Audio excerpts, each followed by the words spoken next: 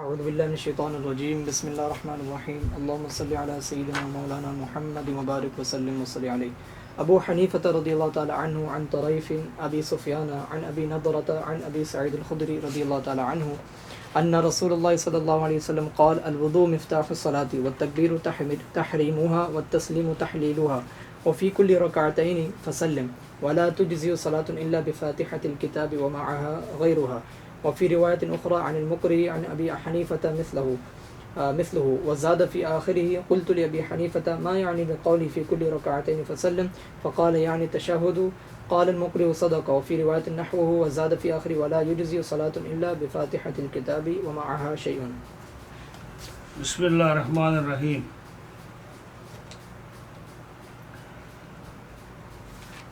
آج کی جو مسند امام ابو حنیفہ کی یہ حدیث نمبر 98 جو ہے، اس میں مسئلہ یہ ذکر ہوگا،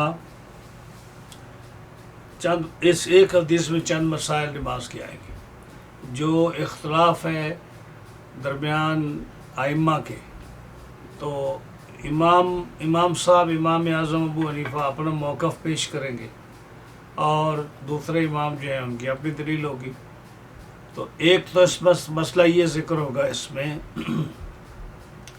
کہ جب نماز شروع کرے آدمی تو کون سا لفظ استعمال کرنا ہے. اللہ اکبر عام طور پر ہمیں تو صرف اللہ اکبر کا ہی پتہ ہے نا، اور تو کسی کو کوئی پتہ نہیں کہ کوئی اور بھی لفظ استعمال ہوتا ہے یا نہیں ہوتا. لیکن اس حدیث میں کیا ہے کہ جو باس ہے کہ اللہ اکبر، اللہ الکبیر، اللہ اعظم، اللہ اجل، الرحمن اجل، جتنے بھی یہ نام ہیں نا، کیا ان کے ساتھ بھی کوئی آدمی اگر نماز شروع کرے تو ہو سکتی ہے یا نہیں ہو سکتی؟ صحیح ہے. اب امام اعظم ابو حنیفہ رحمۃ اللہ علیہ اور دیگر ائمہ جو ہیں ان کے درمیان اس کا اختلاف ہے. یہ حدیث جو ہے نا، اس کے اندر امام صاحب نے دلیل پیش کی حضرت علی رضی اللہ تعالیٰ عنہ سے. آپ فرماتے ہیں کہ نبی کریم صلی اللہ علیہ وسلم نے فرمایا مفتاح الصلاۃ الطہور، نماز کی چابی وضو ہے. مفتاح الصلاۃ الطہور، تحریمها التکبیر و تحلیلها التسلیم. سنا مولانا کہ نماز کی چابی، جیسے مکان بند ہے، چابی آپ کے پاس نہیں ہے تو اندر داخل نہیں ہو سکتے. یہ مثال دی آپ نے کہ اگر آپ نے نماز پڑھنی ہے تو آپ ایک بند کمرے کے اندر جانے چاہتے ہیں تو آپ کو چابی چاہیے اس مکان کے لیے، تالا کھولنے کے لیے، اور وہ کیا ہے؟ وضو. وضو نہیں ہوگا یعنی جسم پاک نہیں ہوگا تو نماز نہیں ہوگی. ہاں جی، یہ فرمایا مفتاح الصلاۃ الطہور، نماز کی چابی وضو ہے. دوسرا حصہ فرمایا وتحریمها التکبیر، تحریمها، نماز میں ہر چیز جو حرام ہو جاتی ہے، جو آپ کی پہلے حلال تھی، تو اس کو جو ہے نا، جو تکبیر ہے نا، جب اللہ اکبر کہہ لیں تو اب ہر چیز آپ پر جو ہے نا وہ حرام ہو گئی. یعنی کھانا حلال تھا آپ کے لیے، اب نماز میں کھانا حرام ہو گیا. بات کرنی حلال تھی آپ کے لیے نماز کے بغیر، اب جب تکبیر کہہ دی اللہ اکبر، اب گفتگو کرنا حرام ہو گیا. چلنا پھرنا جائز تھا، اب چلنا پھرنا ناجائز ہو گیا. ہاں جی، اور پانی پینا حرام پہلے حلال تھا آپ کے لیے، اب نماز میں حلال ہو گیا، حرام ہو گیا. اور اسی طرح جو بھی چیزیں آپ کے لیے نماز کے باہر حلال تھیں وہ ساری کی ساری اللہ اکبر کہنے سے وہ حرام ہو گئی. یہ ہے تحریم و تکبیر، یعنی جب تکبیر کہہ دی چیزیں حرام ہو گئی. اب وہ کب تک حرام رہیں گی؟ فرمایا التسلیم و تحلیلها، جب آپ سلام پھیریں گے تو ساری چیزیں جو حرام ہوئی نماز کے اندر وہ حلال ہو جائیں گی. تو یہ تین چیزیں ہیں. اب اس پر گفتگو کرتے امام صاحب کہ جو ہے نا، یہ کہا کہ مفتاح الصلاۃ الطہور، نماز کی چابی، نماز کا جو چابی ہے وہ کیا ہے؟ وضو ہے۔ تو ہمارے نزدیک یعنی حنفیوں کے نزدیک وضو میں نیت فرض نہیں ہے۔ ہاں جی، ایک آدمی جو ہے نا بغیر نیت کے وہ وضو کر لے جیسے وضو کرتے ہیں، ہاں جی، اس کا وضو ہو جائے گا۔ دیگر ائمہ جو ہیں ان کے نزدیک وہ کہتے ہیں کہ وضو کے لیے نیت ضروری ہے، کیونکہ وہ حدیث سے بیان کرتے ہیں کہ انما الاعمال بالنیات، ہاں جی، ہر عمل کے لیے نیت ضروری ہے۔ تو انہوں نے کہا کہ وضو کے لیے نیت ضروری ہے۔ ان کے نزدیک وضو کے فرض 4 نہیں ہیں، کسی کے نزدیک 6 ہیں، کسی کے نزدیک 5 ہیں، کسی کے نزدیک زیادہ ہیں۔ یعنی ان ائمہ کے نزدیک جو ہے وضو کے اندر نیت کرنا فرض ہے، اگر نیت نہیں کریں گے وضو نہیں ہوگا۔ ہمارے نزدیک احناف کے نزدیک وضو کے اندر نیت کرنا فرض نہیں ہے، ہاں جی۔ اور اس کا انہوں نے دلیل کیا دی؟ انہوں نے کہا کہ جو ہے نا وضو یہ چابی ہے نماز کی، تو چابی جب آپ کے پاس ہے، ہاں جی، وضو ہے، چابی ہے، تو اس کو آپ کھول لو اس کو، تو چابی بنانے کے لیے یہ چابی استعمال کرنے کے لیے آپ کو کون سی نیت کی ضرورت ہوتی ہے؟ تو اس لیے کہتے ہیں کہ وضو میں نیت فرض نہیں۔ دوسرا جو قرآن مجید میں جو فرض اللہ تعالیٰ نے ذکر کیے وضو کے، یا ایھا الذین آمنوا اذا قمتم الی الصلاۃ فاغسلوا وجوہکم، ہاں جی، فاغسلوا وجوہکم وایدیکم الی المرافق وامسحوا برؤوسکم وارجلکم الی الکعبین، جو سورہ مائدہ کی آیت نمبر 6 میں غالباً یہ جو وضو کا طریقہ بتایا قرآن مجید میں، اس میں یہ 4 فرض بیان ہوئے۔ اگر نیت فرض ہوتی، ہاں جی، وضو میں، تو نیت کا بھی ذکر ہوتا، تو وضو میں نیت فرض نہیں ہے۔ ایک ہی آ گیا۔ دوسرا انہوں نے فرمایا کہ جب آپ نماز پڑھنے لگیں گے تو جب کانوں کو ہاتھ لگائیں گے، اللہ اکبر کہیں گے، تو سارے کام جو آپ کے لیے جائز تھے وہ حرام ہو گئے۔ اور تیسرا کیا تھا کہ جب وہ آپ سلام پھیریں گے، نماز سے باہر آئیں گے، تو سلام پھیرنے کے ساتھ سارے کام حلال ہو جائیں گے۔ تو سلام کی بات تو گزر گئی پہلے نا، کہ 2 طرف سلام پھیرنا ہے یا ایک طرف سلام پھیرنا ہے، اس کی تفصیل گزر چکی ہے، تو اس میں بات نہیں آج کریں گے۔ آج اس میں بات کریں گے کہ تحریمھا التکبیر، تکبیر جو ہے، اس تکبیر سے کون کون سے لفظ سے آپ نماز شروع کر سکتے ہیں، ہاں جی، کہتے ہوئے کون کون سے لفظ سے آپ نماز شروع کر سکتے ہیں۔ اس کے لیے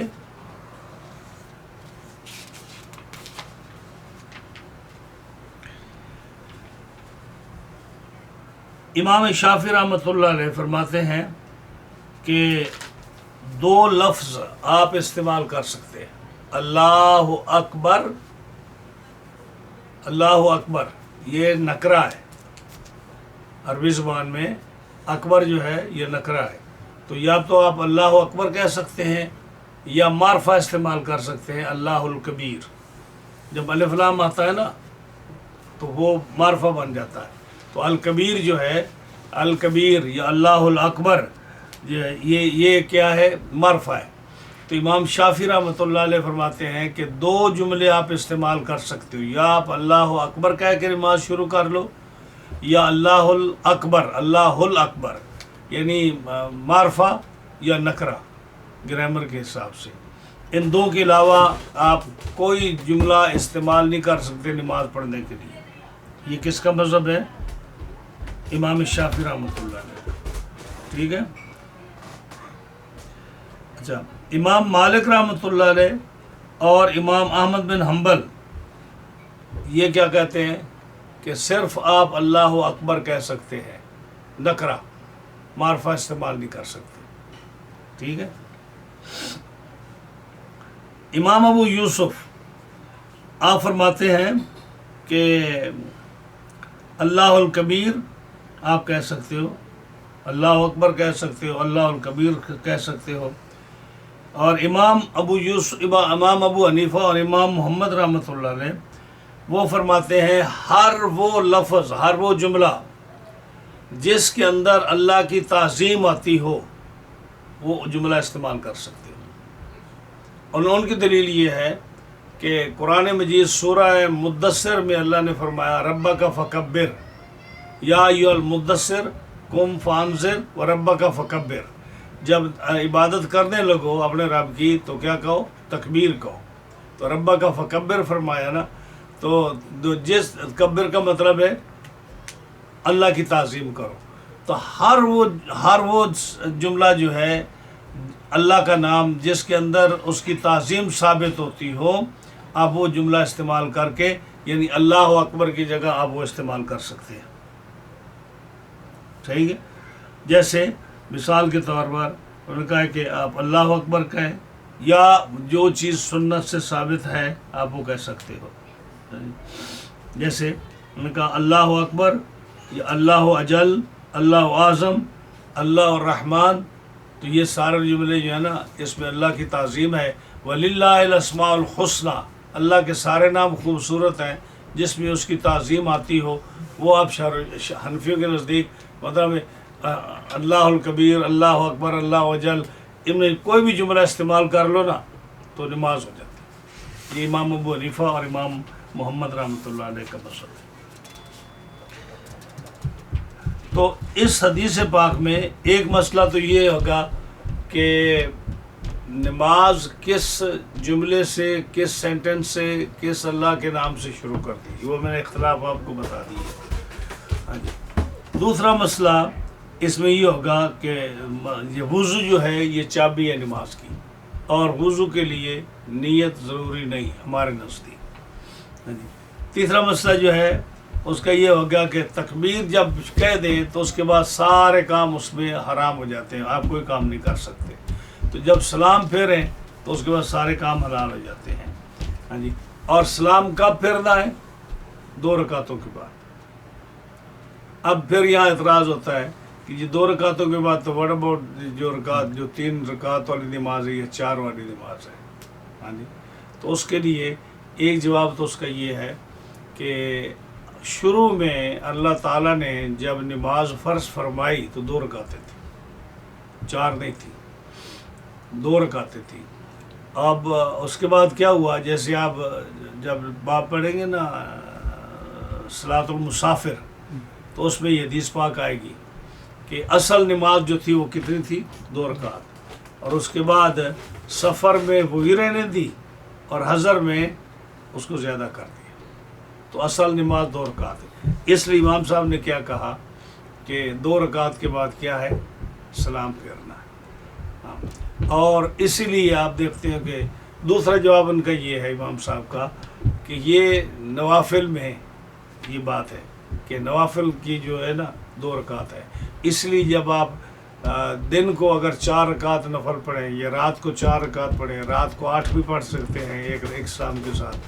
8 رکعت کی نیت کریں، 4 رکعت کی نیت کریں. جیسے مغرب کی 6 اوابینہ پڑھتے ہو اکٹھے ایک سلام کے ساتھ، تو آپ 4 رکعت پڑھیں، 6 پڑھیں، 2 پڑھیں، 8 پڑھیں. اس کے پڑھنے کا طریقہ کیا ہے؟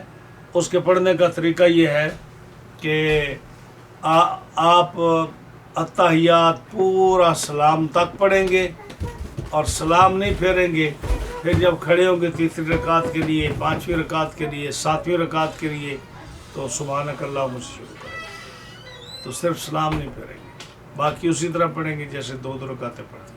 تو کیا مطلب ہوا کہ نماز جو ہے 2 رکعتیں یا نفلی ہو تو، یا اگر ابتدا میں جیسے نماز فرض ہوئی تھی تو وہ 2 رکعتیں تھیں. تو یہ کہا کہ 2 رکعتوں کے بعد سلام پھیریں. ایک مسئلہ اور اس کے ساتھ ہوگا کہ نماز میں فاتحہ ضروری ہے، فاتحہ بغیر نماز نہیں ہوتی. یہ بڑا مرکت الآراء مسئلہ ہے احناف اور شوافی کے درمیان کہ نماز میں فاتحہ جو ہے اس کی کیا پوزیشن ہے.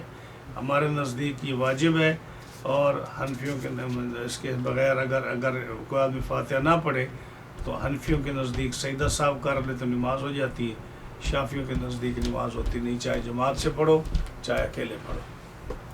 تو یہ مسئلہ جو ہے نا اس میں ذکر ہوگا.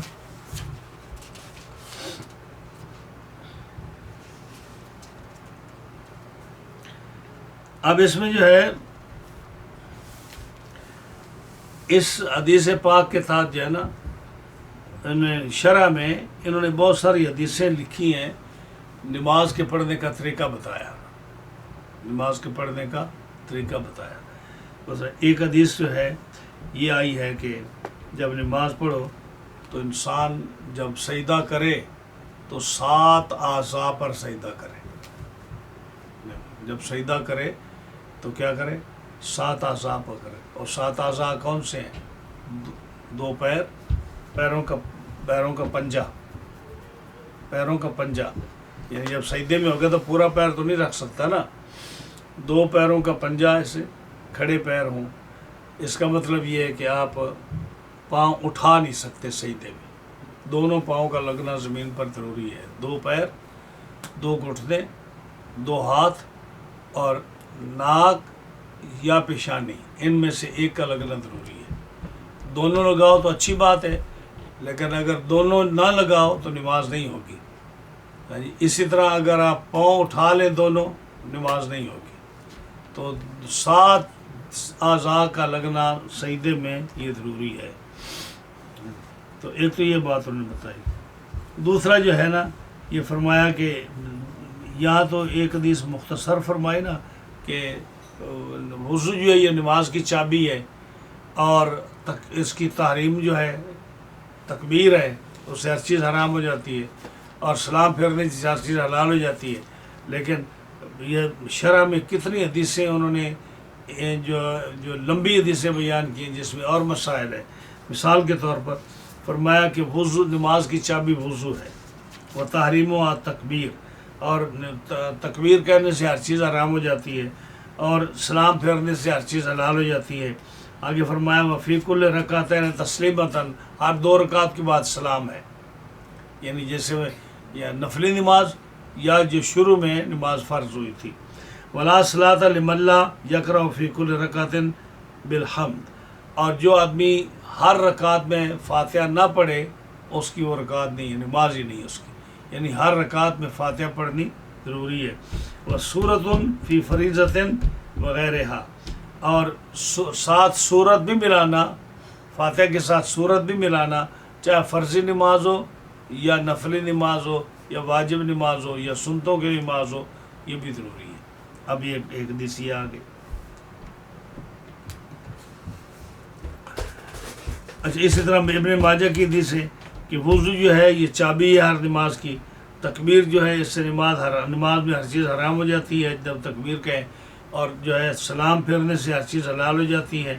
آگے فرمایا ولا تجزی الصلاۃ الا بفاتحۃ الکتاب، کہ نماز میں فاتحہ نہ پڑھیں تو نماز نہیں ہوتی۔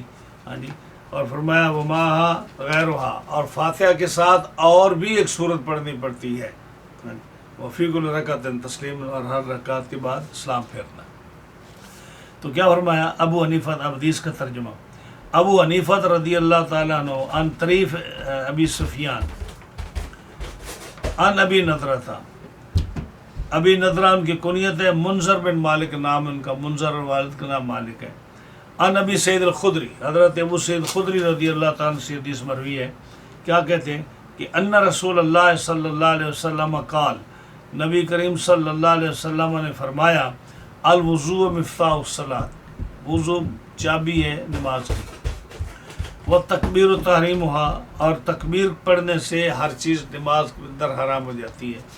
ہاں جی، اور آگے فرمایا وہ تسلیم و تحلیل ہوا، اور سلام پھیرنے سے ہر چیز حلال ہو جاتی ہے۔ وفی کل رکعتین فسلم، اور ہر 2 رکعت کے بعد سلام پھیر۔ ولا تجزی صلاۃ، اور نماز جائز نہیں ہے الا بفاتحۃ الکتاب، مگر فاتحہ پڑھنی ہے اس کے اندر ضروری ہے۔ ومعہا غیرہا، اور فاتحہ کے ساتھ، فاتحہ کے علاوہ اور بھی کچھ پڑھنا ہے، یہ مسئلہ۔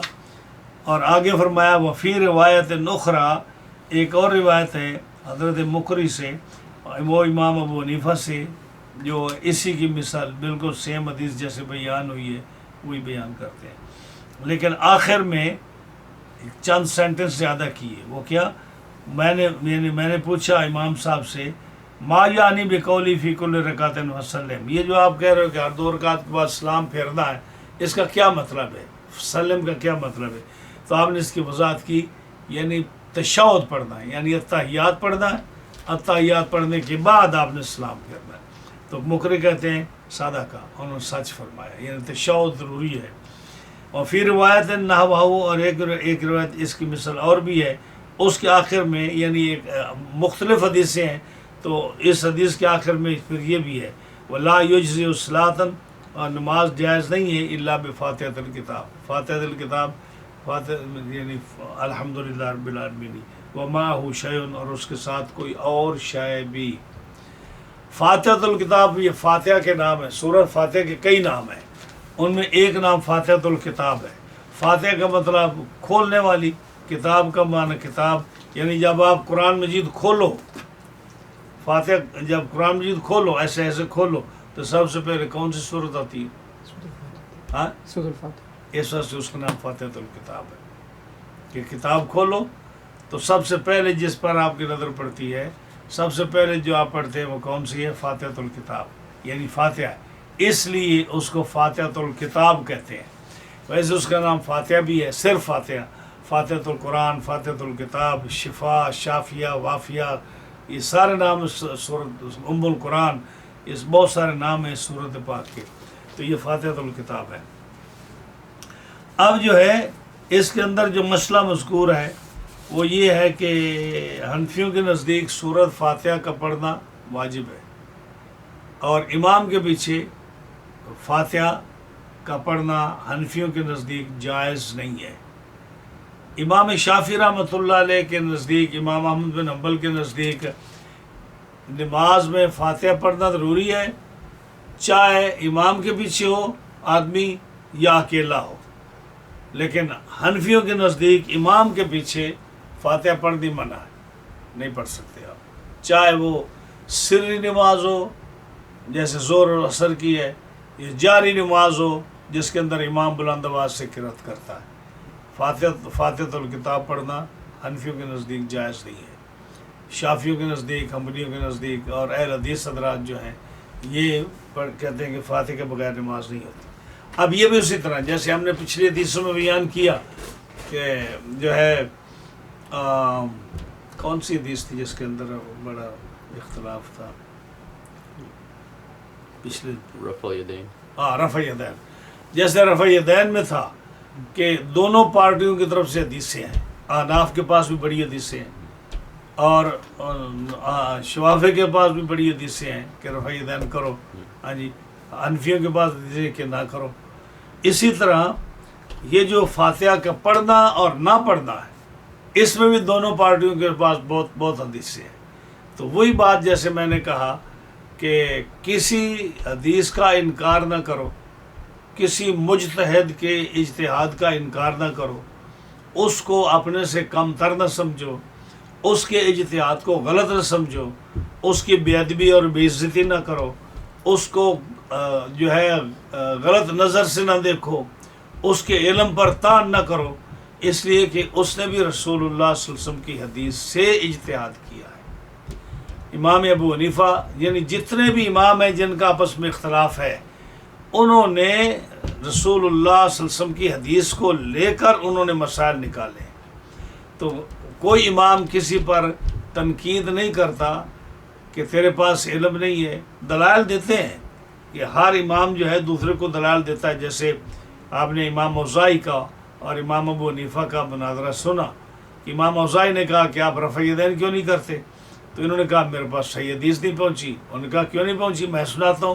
انہوں نے حدیث سنائی امام اوزاعی نے، تو امام ابو حنیفہ رحمۃ اللہ علیہ نے آپ نے حدیث سنی اور آپ نے حدیث کے ساتھ اس کو جواب دیا، لیکن انہوں نے یہ نہیں کہا کہ جو ہے نا آپ بالکل غلط ہو، آپ کی نماز نہیں ہوگی، آپ کی نماز قبول نہیں، یعنی آپ کیا یہ کر رہے ہو، یعنی دلائل دیے کہ میرے دلائل زیادہ مضبوط ہیں، دوسرا آدمی کہہ سکتا ہے میرے دلائل زیادہ مضبوط ہیں، لیکن آسان طریقے کے ساتھ، کیونکہ وہ بھی حدیث کا نام لے رہا ہے، وہ بھی اسی نماز کا نام لے رہا ہے، اور یہ بھی دوسرا امام بھی نماز کا نام لے رہا ہے، حدیث کا نام لے رہا ہے، تو یہ اختلاف فروعی ہے، اس کو فروعی اختلاف کہتے ہیں، یعنی برانچز جو ہے نا اس میں اختلاف ہے۔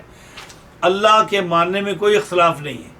امام شافعی رحمۃ اللہ علیہ، امام احمد بن حنبل، امام مالک، حضرت امام ابو حنیفہ، یہ سارے ان کا عقیدہ اللہ کے بارے میں سب کا برابر ہے، ایک ہی ہے۔ رسول اللہ صلی اللہ علیہ وسلم کے بارے میں سب کا عقیدہ ایک ہے، قیامت کے بارے میں سب کا عقیدہ ایک ہے، تقدیر کے بارے میں سب کا عقیدہ ایک ہے، کتابوں کے بارے میں سب کا عقیدہ ایک ہے، فرشتوں کے بارے میں سب کا عقیدہ ایک ہے، نبیوں اور رسولوں کے بارے میں جو ضروریات دین ہیں ان کے بارے میں سب کا عقیدہ ایک ہے۔ لیکن اختلاف کس میں ہے کہ نماز ہاتھ باندھ کے پڑھو، ہاتھ چھوڑ کے پڑھو، نماز سینے پر ہاتھ باندھو، ناف کے نیچے باندھو، رفع یدین کرو، رفع یدین نہ کرو، آمین اونچی کہو نہ کہو، فاتحہ امام کے پیچھے پڑھو نہ پڑھو۔ ہاں جی، یہ فروعی اختلاف ہے، ان کو برانچز کا اختلاف کہتے ہیں، یہ فروعی اختلاف ہے۔ اور فروعی اختلاف جو ہے یہ ساری حدیثیں نبی کریم صلی اللہ علیہ وسلم سے آئی ہیں۔ ارلی عمر میں آپ نے ایک عمل کیا، اور جب اس کے بعد جیسے ڈاکٹر اپنی پرسکرپشن جو ہے وہ چینج کرتا ہے جب مریض ٹھیک ہو جاتا ہے، تو اسی طرح جب اسلام مضبوط ہوتا گیا نبی کریم علیہ السلام اپنے احکام بدلتے رہے۔ جیسے پہلے کعبے کی طرف منہ کر کے نماز پڑھتے تھے، پھر بیت المقدس کی طرف منہ کر کے نماز پڑھی، پھر کعبے کی طرف شروع کر دی، تو چینجز آئی نا۔ پہلے حکم تھا کہ مکے میں اگر تمہیں کافر لوگ ماریں تو بالکل جواب بھی نہ دو، مار کھا لو، سامان لٹتا ہے لٹ جائے، لیکن آگے سے ہاتھ نہ اٹھاؤ۔ پتہ تھا کہ اگر اٹھائیں گے تو یہ 4 آدمی جو ہیں یہ بھی مارے جائیں گے، تو اسلام ختم ہو جائے گا۔ کہا نہیں، مار برداشت کر لو، ان کی برائی جو کہتے ہیں سن لو، وہ جو مال لٹتا ہے لٹنے دو، لیکن آگے سے ریٹالیشن نہیں کرو۔ ہاں جی، جب مدینہ پاک میں گئے تو آپ بدر کا میدان، جب بدر میں وہ لوگ آئے 1000 آدمی، تو اب کیا کہا کہ تم جواب دے سکتے ہو۔ احد میں آئے، کہا جواب دے سکتے ہو۔ خندق میں آئے، کہا جواب دے سکتے ہو۔ خندق کے بعد، غزوہ خندق کے بعد کیا فرمایا کہ اب اسلام مضبوط ہو گیا، اب جا کر ان کا دروازہ ناک کرو کہ بھائی اسلام قبول کرو یا ہمیں جزیہ دو یا لڑائی کے لیے تیار ہو جاؤ۔ تو یہ جو ہے نا، ڈاکٹر بھی اس طرح کرتا ہے نا، ڈاکٹر کے پاس مریض گیا، اس نے اس کو جو ہے ڈائگنوز کیا، انہیں پرسکرپشن لکھ دی، کہا کہ 15 دن یہ دوائی کھا۔ 15 دن کے بعد جب جاتا ہے تو اس کی صحت ٹھیک ہو جاتی ہے کچھ، تو وہ کیا کرتا ہے، اب وہ اور دوائی دیتا ہے جو اس سے اسٹرانگ ہو کہ اب یہ مریض ٹھیک ہو رہا ہے۔ جب اس کے بعد وہ ٹھیک ہوتا ہے، پھر وہ اس کے بعد اور اب مریض نے کبھی نہیں یہ کہا کہ آپ کا ایمان صحیح ہے ڈاکٹر صاحب، آپ نے کیا پڑھا کہ آپ مجھے کبھی کوئی دوائی دے دیتے ہیں، کبھی کوئی دے دیتے ہیں، کبھی کوئی دے دیتے ہیں۔ It make sense. یہی اسلام کا بھی حال ہے کہ نبی کریم صلی اللہ علیہ وسلم نے شروع میں احکام جو تھے، یہ قرآن مجید میں کتنی آیات ہیں جو ناسخ منسوخ ہیں کہ ایک کا حکم ختم ہو گیا۔ قرآن میں کچھ چیزیں ایسی ہیں جو جیسے جو ہے نا یعنی جن کی تلاوت جائز ہے، ہاں جی، اور حکم بھی جائز ہے، حکم بھی باقی ہے، تلاوت بھی باقی ہے۔ کچھ آیتیں وہ ہیں جن کی تلاوت ہے، حکم ختم ہو چکا ہے۔ کچھ وہ ہیں جن کا جو ہے تلاوت بھی نہیں ہے، حکم بھی نہیں ہے۔ کچھ وہ ہیں جن کی تلاوت نہیں ہے، حکم باقی ہے۔ اب وہ کہیں گے جی وہ قرآن ادھورا ہوا، اگر قرآن کی کچھ آیتیں ہیں جو قرآن میں نہیں ہے لیکن حکم باقی ہے، ہاں جی، تو آپ یہ کہیں گے پھر قرآن مکمل نہیں ہے، ہاں جی، لیکن ہیں۔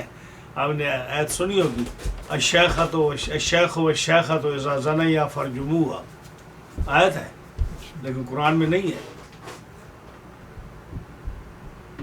سنا کبھی میں نہیں؟ کمال۔ یہ جو رجم کا مسئلہ ہے، رجم کا مسئلہ، ہاں جی، 100 کوڑے کا مسئلہ تو ہے، الزانیۃ والزانی فاجلدوا کل واحد منہما 100 جلدہ، یہ تو سورہ نور کی دوسری آیت ہے نا، کہ جس سے گناہ سرزد ہو جائے، اگر وہ کوارے ہیں تو ان کو 100 کوڑے مارو، یہ تو قرآن میں ہے۔ دوسری آیت جو ہے الشیخ والشیخۃ اذا زنیا فرجموہا، جس کا کہ اگر شادی شدہ سے یہ غلطی ہو جائے تو ان کے لیے کیا حکم ہے، سنسار کرو، وہ حکم کہاں ہے؟ وہ اس آیت سے ہے۔ لیکن یہ آیت جو ہے یہ قرآن میں نہیں ہے لیکن اس کا حکم باقی ہے، تو منسوخ التلاوت ہے، تلاوت نہیں ہے اس آیت کی لیکن حکم باقی ہے، ہاں جی۔ تو یہ اس کی وجہ یہ ہے، جیسے میں نے اشارہ کیا تھا کہ جب سورہ توبہ کی آخری 2 آیتیں کیوں آئی تھی، کہ صحابہ نے یہ کرائٹیریا بنایا تھا کہ ہم قرآن میں اس آیت کو لکھیں گے جس پر 2 صحابی گواہ ہوں کہ ہمارے سامنے نازل ہوئی ہے اور رسول اللہ صلی اللہ علیہ وسلم نے ہمیں یہ آیت دی ہے 2 آدمی گواہی دیں عادل صحابی تو تب قرآن میں لکھیں گے، لیکن جب 2 نہیں ملے جن آیتوں میں وہ آیتیں نہیں لکھی گئی۔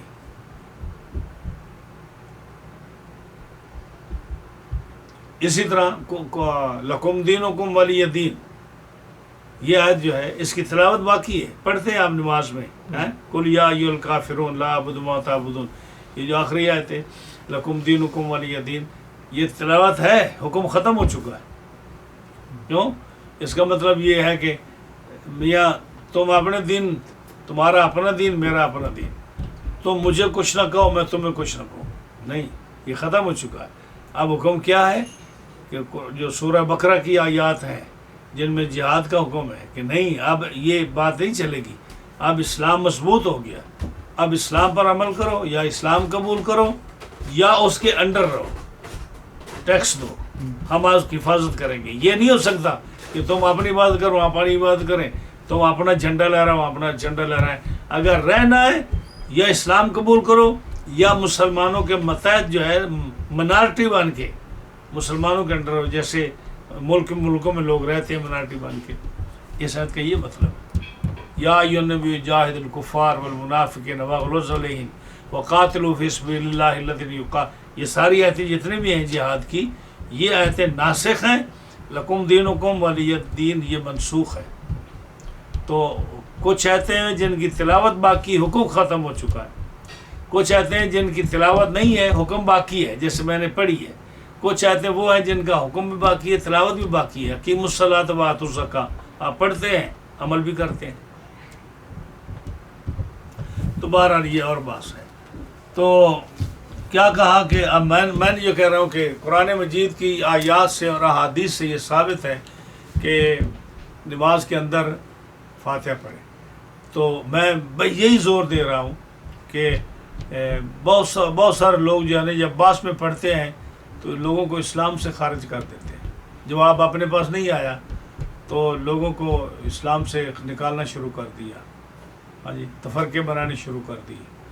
نہیں، اگر کسی کے پاس جتنا کسی کے پاس زیادہ علم ہوتا ہے نا اتنا اس کا مزاج بڑا ٹھنڈا ہوتا ہے، وہ کہتا ہے کہ کہاں تک بھاگے گا کوئی، آخر علم ہے آپ کے پاس تو آپ کو دلائل کے ساتھ ان کو بتائیں۔ جب آپ دلائل سے بتائیں گے تو آدمی آپ کی بات مان جائیں گے۔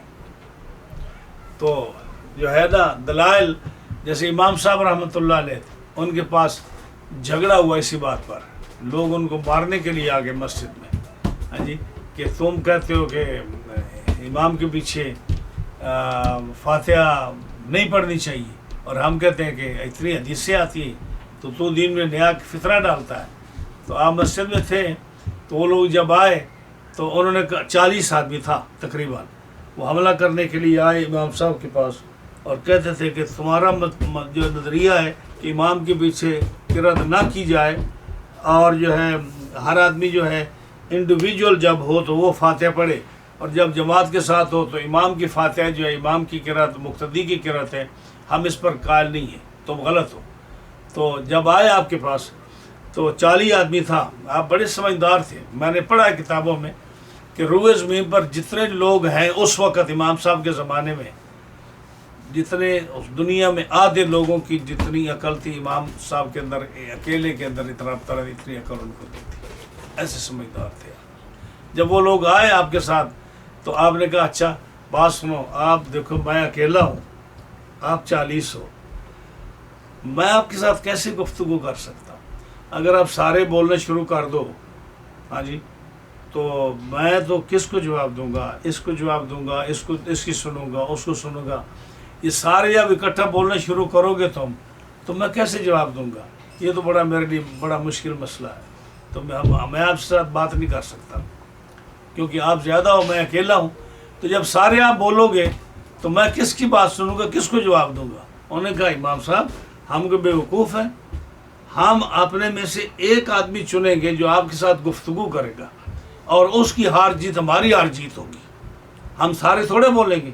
آپ نے فرمایا مسئلہ تو حل ہو گیا۔ یہی تو میں کہتا ہوں، یہی تو میں کہتا ہوں کہ جب ہم 100 آدمیوں نے ایک امام بنا لیا، اب ہر آدمی پیچھے سے فاتحہ پڑھے گا تو امام تو کنفیوز ہو جائے گا. تو اس لیے جب آپ نے ایک آدمی کو چنا اور اس کی ہار جیت آپ کی ہار جیت ہے، ہم نے بھی امام چن لیا. یہی تو میں کہتا ہوں کہ جب امام فاتحہ پڑھے گا تو نبی کریم علیہ السلام کے حدیث من کان لہ امام فقرۃ الامام لہ قرۃ، تو امام کی قرات مقتدی، حدیث ہے امام کی قرات مقتدی کی قرات ہے. تو ان کو کوئی جواب نہیں تھا. آپ ایسے دلال دیا کرتے تھے. اور پھر حدیث پاک آپ پڑھے سیاستہ کی حدیثوں میں آتا ہے، نبی کریم علیہ السلام نے جب دیکھا آپ نماز پڑھا رہے تھے تو پیچھے کس نے پڑھی فاتحہ پڑھی. آپ نے سلام پھیرنے کے بعد فرمایا ما لی انازعکم فی القرآن، اور کیا بات ہے میں قرآن میں جھگڑا کیا گیا ہوں، یعنی ادھر میں پڑھ رہا ہوں پیچھے تم پڑھ رہے ہو. ہاں جی. تو آپ نے فرمایا کہ نماز میں نہ پڑھا کرو، یہ حدیثیں ملتی ہیں. تو ہماری عادت یہ ہے کہ ان چیزوں کو ہم یا تو ہم یہ کہنا کہ جی وہ بھی حدیث آپ کی ہے، یہ بھی حدیث آپ کی ہے، یہ بھی ایک حدیث آپ کی ہے، ساری بات مانے آپ، ٹھیک ہے نا. لیکن اپنے موقف کو ثابت کرنے کے لیے اگر کسی حدیث کو چھپایا جائے یہ تو اچھی بات نہیں ہے. رات کو میں ایک شیعہ کی تقریر سن رہا تھا اور مجھے بڑا جو ہے نا اس کی باتوں سے میں بڑا اتفاق کیا میں نے اس سے. اس نے طاہر القادری نے، پروفیسر طاہر القادری نے تقریر کی اور اس نے شیعہ پر اعتراض کیا. تو اس نے کہا کہ نبی کریم علیہ السلام کی 4 صاحبزادیاں تھیں اور پھر حضرت عمر نے حضرت علی کی بیٹی حضرت ام کلثوم سے شادی کی اور انہوں نے ریفرنس دیا. وہ کتابیں وہ سیکشن شیعوں کا پڑھا میرے پاس. تو اس میں جو ہے نا اس نے اس استفسار کی حوالہ دیا. تو میرے پاس آلریڈی حوالہ لگا ہوا تھا، میں یہیں بیٹھا تھا. میں نے وہ کتاب اٹھائی اور میں نے اس کو جو ہے یہ پڑھا، یہ کتاب تو میں نے اٹھائی چونکہ میرے نوٹ لگا ہوا تھا، یہ سارے نوٹ لگے ہوئے ہیں. تو میں نے دیکھا کہ اس نے وہ جب وہ پڑھ رہا تھا پروفیسر صاحب تو میں سن رہا تھا، میں نے سنا. تو جب آپ کسی سے مناظرہ کرتے ہیں یا کسی سے اختلاف کرتے ہیں تو میک شور مولانا آپ کا بھی ینگ ہے، آپ کو پتہ نہیں ہے، کبھی بھی عبارت میں کمی بیشی نہ کریں. جو لکھا ہوا ہے وہ پڑھیں، ورنہ اگر اس کو جواب نہیں بھی آتا نا مخالف کو تو آپ کو اسی میں زج کرے گا کہ آپ نے منافقت کی ہے، آپ نے غلط بیانی کی ہے، آپ نے کتاب غلط پڑھی ہے، آپ نے عوام کو دھوکہ دیا ہے کہ وہ لوگ عربی نہیں جانتے. تو پروفیسر صاحب نے جو پڑھی عبارت اس میں ام کلثوم کا نام تھا نا، تو ام کلثوم بنت علی بھی نہیں تھا، ام کلثوم بنت فاطمہ تو زہرا بھی نہیں تھا. تو انہوں نے جب ترجمہ کیا تو انہوں نے بنت علی یا بنت فاطمہ تو زہرا کہا اور شیعہ نے اسی کو لے لیا. اس نے کہا دیکھو مول صاحب نے غلط بیانی کی کہ جب بنت زہرا نہیں، بنت فاطمہ تو زہرا نہیں، تو کیوں عبارت کو غلط پڑھا ہے؟ کیونکہ عوام نے ان کو پتہ نہیں ہے اور واقعی اس میں نہیں تھا. خیر اس کے بعد پھر جو ہے نا اس نے بڑے درار دیے، شیعہ بہت درار دی اس نے. اگرچہ وہ بھی بیچارہ پیدل ہی تھا کیونکہ وہ پڑھ رہا تھا، راوی پر گفتگو کر رہا تھا تو وہ امرو پڑھ رہا تھا، امرو. اور پتا کہ عمر اور امر میں کیا فرق ہے کہ جب عین میم را یہ لکھو اور اگر آگے واو نہ ہو تو وہ عمر پڑھا جاتا ہے، اور اگر واو آگے ہو اس کو امر پڑھا جاتا ہے. یہ نشانی اس بات کی.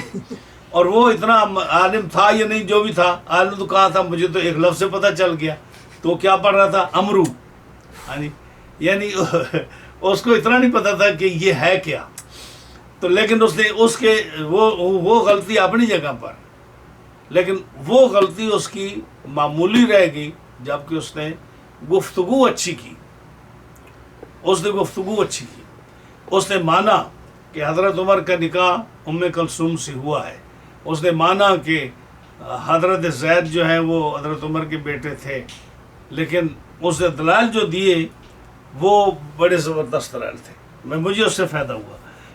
بہرحال یہ میرا کہنے کا مقصد یہ ہے کہ جب آپ حدیث بیان کریں نا اس کی سٹڈی کریں.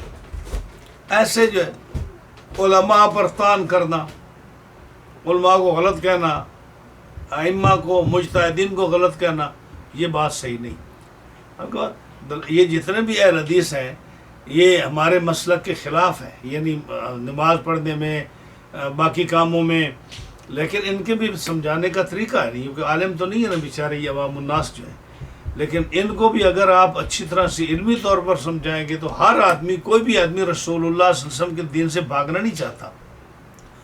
جس کو یعنی وہ کسی کو اگر فالو کرتا ہے تو اس لیے کرتا ہے کہ اس کے نزدیک وہ صحیح ہے، اگر آپ اچھے دلائل دیں گے تو وہ آپ کے ساتھ آ جائے گا۔ تو یہ فاتحۃ الکتاب امام کے پیچھے پڑھنا جو ہے یہ دونوں حدیث سے آتی ہیں، لیکن امام شافعی رحمۃ اللہ علیہ نے بھی اجتہاد کیا، ہم ان کے اجتہاد تو غلط نہیں کہہ سکتے، امام احمد بن حنبل نے کیا، ان کو نہیں کہہ سکتے، ہم اپنے امام کے دلائل جو ہیں وہ اتنے زیادہ قوی ہیں، ہم وہ دے سکتے ہیں، وہ دیں آپ ان کو۔ اب ہمارے نزدیک جو ہے امام کے پیچھے فاتحہ نہیں پڑھنی چاہیے، اور اگر انڈیویجول ہو تو وہ فاتحہ پڑھے۔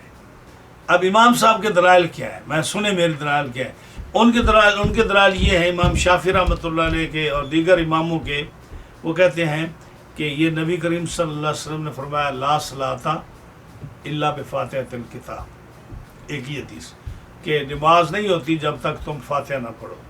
ایک حدیث آتی ہے کہ نبی کریم علیہ السلام نے فرمایا جس آدمی نے نماز میں فاتحہ نہیں پڑھی اس کی نماز خداج خداج خداج 3 دفعہ فرمایا۔ یہ بھی بہت کوٹ کرتے ہیں کہ جو نماز میں فاتحہ نہ پڑھے اس کی نماز خداج ہے خداج ہے خداج ہے، یعنی ناقص ہے ناقص ہے ناقص ہے۔ اسی طرح اور بھی کہ فلاں نے پڑھی فلاں نے پڑھی فلاں نے پڑھی، ہاں جی اس کی نماز نہیں، یہ ساری آپ نے مطالعے میں پڑھا ہوگا کہ سارے نیچے یہی لکھا ہوا کہ ام القرآن جو ہے، یہ ام الکتاب جس کو فاتحہ کا نام ہے، ام الکتاب ام القرآن، اس کے بغیر نماز نہیں پڑھنی چاہیے۔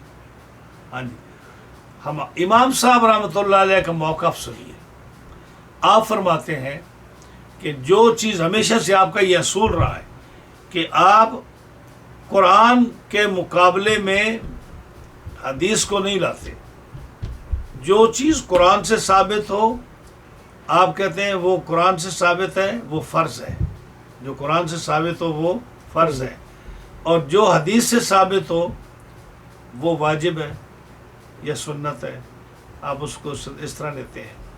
اور جب حدیث ہو، اگرچہ حدیث ضعیف کیوں نہ ہو، اگرچہ حدیث ضعیف کیوں نہ ہو، امام صاحب اس حدیث کے مقابلے میں اپنے قیاس کو بھی نہیں لاتے، کیونکہ حضور صلی اللہ علیہ وسلم کی جب حدیث آ گئی وہ ضعیف کیوں نہیں، ضعیف بھی صحیح لیکن ہمارے قیاس سے وہ افضل ہے۔ یہ امام صاحب کا اصول ہے جو بہت اچھا اصول ہے۔ اب آپ فرماتے ہیں کہ جو قرآن سے ثابت ہے وہ فرض، جو حدیث سے ثابت ہے وہ واجب۔ ہاں جی تو یہ میک سینس کہ قرآن سے ثابت ہے وہ فرض ہے، جو حدیث سے ثابت ہے۔ اب آپ فرماتے ہیں کہ نبی کریم علیہ السلام نے یہ فرمایا کہ جس نے نماز میں فاتحہ نہیں پڑھی اس کی نماز ناقص۔ اس کا مطلب ہو گئی ہے لیکن ناقص ہے، ہو گئی ہے لیکن ناقص ہے۔ اگر نماز فاتحہ کے بغیر ہو ہی نہیں تو ناقص کہنے کا کیا مطلب؟ پھر تو ہو ہی نہیں نا۔ ہاں جی کہ مثلا کچھ حدیثیں ایسی آتی ہیں کہ جس میں لا صلاۃ کا لفظ آیا ہے، ہاں جی لیکن اس سے مراد یہ ہے کہ اس کی نماز کامل نہیں ہے، اس کی نماز کامل نہیں ہے۔ جیسے انہوں نے یہ حدیثیں کچھ نقل کی ہیں، آئیے اس میں مثال کے طور پر حدیث آئی ہے کہ جو آدمی مسجد کے پاس رہتا ہو، جو آدمی مسجد کے پاس رہتا ہو، ہاں جی اور وہ مسجد میں نماز نہ پڑھے اس کی نماز نہیں ہے۔ ہاں جی جو آدمی مسجد کے پڑوس میں رہتا ہو، ہاں جی یہ مسجد کی دیوار ہے، یہ مسجد کی دیوار ہے، ہاں یہ مکان اس کا ہے آدمی کا جس کی دیوار مسجد کی دیوار کے ساتھ ملی ہوئی ہے، اس آدمی کے لیے نماز گھر میں پڑھنا جائز نہیں ہے۔ آپ مسجد سے دور رہتے ہیں، دوسرے محلے میں رہتے ہیں، دوسری گلی میں رہتے ہیں، 2 میل دور رہتے ہیں، 1 میل دور رہتے ہیں، آپ اگر مسجد میں نہیں جا کر پڑھ سکتے تو آپ کے لیے گناہ نہیں ہے۔ لیکن جس آدمی کی دیوار مسجد کے ساتھ ملی ہوئی ہے وہ آدمی گھر نماز نہیں پڑھ سکتا۔ تو آپ نے امام صاحب رحمۃ اللہ علیہ نے وہ حدیث یہاں نقل کی ہے، مجھے سامنے نہیں آ رہی، کہاں لکھی میں نے، کہاں دیکھی، ہاں، اس کے لیے آپ نے فرمایا کہ دو تین حدیثیں آپ نے نقل فرمائی اس میں، یعنی فرمایا کہ جیسے وہ آدمی جو مسجد کے پاس رہتا ہے اگر وہ نماز جو ہے مسجد میں نہ پڑھے تو اس کی نماز نہیں ہے۔ تو کیا مطلب ہے کہ اس کی نماز کامل نہیں ہے۔ اگر گھر میں پڑھتا ہے نماز تو ہو جائے گی لیکن اس کی نماز کامل نہیں ہے۔ ہم جو دور رہتے ہیں مسجد سے، ہم اگر گھر میں نماز پڑھیں تو ہماری نماز کامل ہے، یہ نہیں کہ ہماری نماز ہوگی نہیں، کامل ہو جائے گی۔ لیکن جو آدمی مسجد کے ساتھ رہتا ہے اگر وہ گھر میں نماز پڑھتا ہے اور مسجد ہونے کے باوجود وہ وہاں نہیں جاتا تو فرمایا اس کی نماز جو ہے وہ کامل نہیں ہے۔ تو جیسے فرمایا وہاں نماز کامل نہیں ہے، ہاں جی، نماز کامل نہیں ہے، ہو تو جائے گی لیکن کامل نہیں ہے۔ اسی طرح فرمایا کہ جو غلام، جو پرانے زمانے میں غلام ہوتے تھے، سلیو جو تھے، اگر وہ بھاگ گیا ہے اور اس نے نماز پڑھی ہے اس کی نماز بھی کامل نہیں ہے جب تک کہ وہ واپس لوٹ کر نہ آئے، کہ مالک کا غلام ہے اور اس کو مالک سے بھاگنا نہیں چاہیے۔ نماز تو اس کی ہو جائے گی لیکن لا کا لفظ ہے کہ اس کی نماز ہے ہی نہیں، تو فرمایا جیسے غلام کی نماز ہو تو جائے گی لیکن کامل نہیں ہوگی، مسجد کے ساتھ جو رہتا ہے اس کی نماز ہو تو جائے گی لیکن کامل نہیں ہوگی، اسی طرح جو آدمی فاتحہ نہیں پڑھتا اور کوئی اور سورت پڑھ لیتا ہے اس کی نماز ہو تو جائے گی لیکن کامل نہیں ہوگی، یہ مطلب ہے۔ اور حدیث بھی کہتی ہے کہ اس کی نماز ناقص ہے، جو فاتحہ نہیں پڑھی نماز ناقص ہے، ناقص ہے، ناقص ہے۔ تو اگر بالکل نہ ہوتی تو یہ خداج کا لفظ نہ آتا۔ تو امام صاحب کہتے ہیں کہ جو چیز قرآن سے ثابت ہو وہ فرض اور جو حدیث سے ثابت ہو وہ واجب۔ تو آپ نے فرمایا، قرآن نے فرمایا سورہ مزمل میں فَقْرَؤُوا مَا تَيَسَّرَ مِنَ الْقُرْآنِ، یاد آیا؟ قرآن مجید میں کیا ہے؟ فَقْرَؤُوا مَا تَيَسَّرَ مِنَ الْقُرْآنِ، کہ نماز میں جو تمہیں قرآن سے میسر آئے اس کو پڑھو، جو تمہیں میسر آئے، یعنی جتنا تمہیں یاد ہو، اور وہ منیمم کتنا ہے؟ 3 آیات۔ یہی حکم ہے نا، منیمم 3 آیات یا 1 آیت یا آدھی آیت جو 3 آیتوں کے برابر ہے۔ اِنَّا أَعْطَيْنَاكَ الْكَوْثَرَ فَصَلِّ لِرَبِّكَ وَانْحَرْ إِنَّ شَانِئَكَ هُوَ الْأَبْتَرُ، یہ یا اس جتنی کوئی قرآن کی کوئی 1-2 لائنیں آپ یاد کر لیں، ہاں جی، یا پوری آیت ہو یا آدھی آیت ہو، بعض آیتیں بہت بڑی ہوتی ہیں نا، اگر کسی کو یاد نہیں 3 آیتوں کے برابر اگر وہ یاد کر لیتا ہے تو یہ کیا اس کا فرض ادا ہو جائے گا۔ تو جو قرآن کہتا ہے کہ نماز میں فَقْرَؤُوا مَا تَيَسَّرَ مِنَ الْقُرْآنِ، قرآن مجید سے جو تمہیں میسر آئے وہ پڑھو، تو یہ کیا ہے؟ قرات فرض ہے۔ قرات کیا ہے؟ فرض ہے۔ اب فاتحہ جو ہے یہ چونکہ حدیث سے ثابت ہے تو یہ کیا ہوا؟ یہ واجب ہوا۔ اب فرق کیا ہوا کہ نماز میں 7 فرض ہے، ہم نے کل بھی ذکر کیا تھا۔ ایک تکبیر تحریمہ، جب نماز شروع کرتے ہو یہ فرض ہے۔ دوسرا قیام فرض ہے، آپ کھڑے ہو کے نماز پڑھتے ہو نا، جو آدمی بغیر عذر کے بیٹھ کر نماز پڑھے گا اس کی نماز نہیں ہوگی نفلوں کے علاوہ۔ اگر ایک آدمی کھڑا ہو سکتا ہے اور وہ نہیں کھڑا ہوتا، جان بوجھ کر نہیں کھڑا ہوتا، جیسے بہت سارے لوگوں کو کرسی پر بیٹھ کر شوق سے نماز پڑھنے کا، نماز نہیں ہوتی۔ بھائی یہاں سے 5 میل پیدل چل کے جائیں گے، گاڑی دور پار کر کے مسجد میں جائیں گے، لیکن نماز بیٹھ کر پڑھیں گے. اور پھر اگر مولوی صاحب سمجھائیں گے تو کہیں گے دیکھو جی بوڑھے آدمی ہیں اور ان کو یہ نہیں پتہ کہ ہم کھڑے ہو کر نہیں نماز پڑھ سکتے. تو مسئلہ سیکھو نا، مسئلہ سیکھو. اگر ایک آدمی نہیں کھڑا ہو سکتا، واقعی نہیں کھڑا ہو سکتا، تو پیدل چل کر کیسے کیا؟ تو اس کے لیے اتنا حکم ہے اللہ اکبر کھڑے ہو کے 1 منٹ آدھا منٹ کھڑا ہو پھر بیٹھ جائے. تو قیام پایا گیا نا. مسئلہ سیکھے، شریعت کے ساتھ جھگڑا نہ کرے، کیونکہ نماز پڑھنی اس نے اللہ کی. اور اگر تم ڈاکٹر کے پاس 10 گھنٹے بیٹھے رہتے ہو اور اندر سے گالیاں دیتے رہتے ہو ڈاکٹر کو کہ ہم 10 گھنٹے کے لیے بیٹھے ہیں، ہمیں یہ جان نہیں چھوڑ رہا اور بٹھا رہا ہے اور کبھی ادھر جا رہا ہے کبھی ادھر جا رہا ہے اور پیسے بنا رہا ہے اتنے مریضوں کو بلا کر، تو تھوڑے کو بلا لے. غصے ہوتے ہیں نا، لیکن منہ سے کوئی نہیں بولتا، اس لیے کہ وہ جان کا ڈاکٹر. ٹھیک ہے نا. لیکن یہ ایمان کا ڈاکٹر ہے مولوی صاحب، جس کی لوگوں کو فکر نہیں ہے. دین سیکھنا چاہیے. تو کیا ہے کہ تکبیر تحریمہ فرض، قیام فرض. سنیں تیسرا فرض کون سا؟ قرات. قرات میں جو بھی قرآن پڑھ، فاتحہ بھی قرآن ہے، قل هو اللہ بھی قرآن ہے، جو بھی ایک پڑھ لے قرات پائی گئی. ٹھیک ہے. رکوع فرض ہے، ٹھیک ہے، سجدہ فرض ہے، اور اتحیات بیٹھنا، آخری اتحیات بیٹھنا، پڑھنا نہیں، بیٹھنا فرض ہے، اور اسلام سے باہر آنا یہ واجب ہے. تو کیا فرمایا؟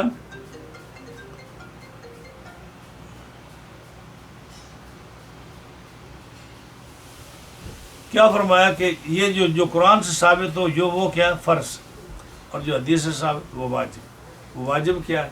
فاتحہ کا پڑھنا، فاتحہ کے ساتھ سورت کا ملانا، پہلا اتحیات بیٹھنا، آخری اتحیات پڑھنا، نماز سے باہر نکلنا، یہ واجبات میں سے. رکوع اچھی طرح کرنا، سجدہ اچھی طرح کرنا، رکوع کے بعد سیدھا کھڑا ہونا، سجدے کے بعد سیدھا بیٹھنا، یہ واجبات میں سے. تو یہ نماز کے واجب ہے.